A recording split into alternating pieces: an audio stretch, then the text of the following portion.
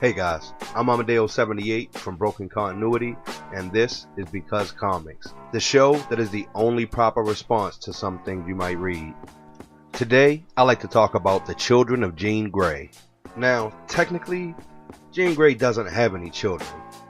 Jean Grey from the 616 Marvel Universe has never given birth. However, in the same universe, she's had at least, let's say, 2.5 children present. I guess this story all starts off probably with Mr. Sinister.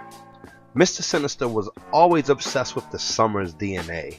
When Scott got together with Jean, he realized that a child of their union might have the power to take down Apocalypse. So when Jean died, the first time, he arranged for Cyclops to meet a clone of Jean's named Madeline Pryor. Now, Scott was totally messed up over Jean Grey's death, and he ended up pursuing and marrying Madeline Pryor, and together they had Nathan Christopher Summers, or Cable. So then Jean turns up alive, Cyclops went and got the band back together, and Madeline Pryor hung out with the X-Men, just her and the baby, you know, kicking it. Then she kinda got her groove back via some demons and went all crazy and tried to kill the baby. She died, and Cyclops took the baby back, and he and Jean raised the baby, and out of all the children, this is probably the one that Jean Grey is the closest to. However, things happen.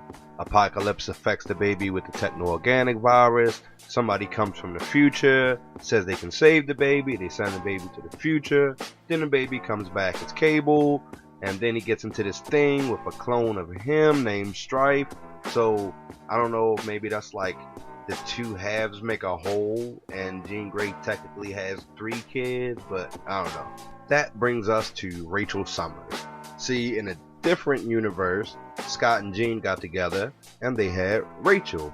Unfortunately, that was a Days of Future Past timeline where Sentinels took over and killed just about everybody, but Rachel Summers did survive, and she helped send Kitty Pryde back to the past to try to change things.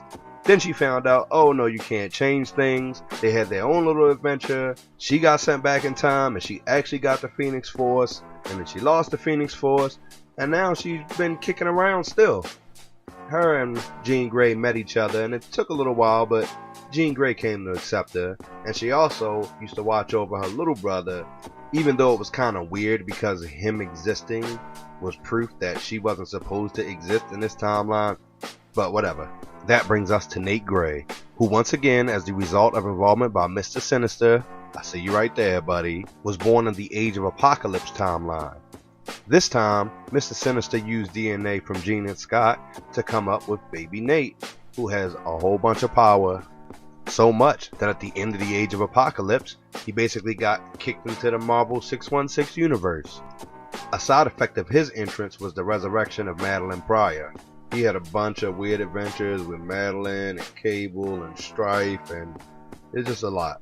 In the end, what this means is Jean Grey technically has 2 to 4 children, depending on how you want to count them, who have all existed in the 616 universe, and she has not given birth one time.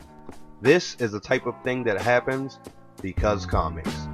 I'm Amadeo78 from Broken Continuity. Thank you for tuning in. Please like and subscribe, and I'll catch you next time.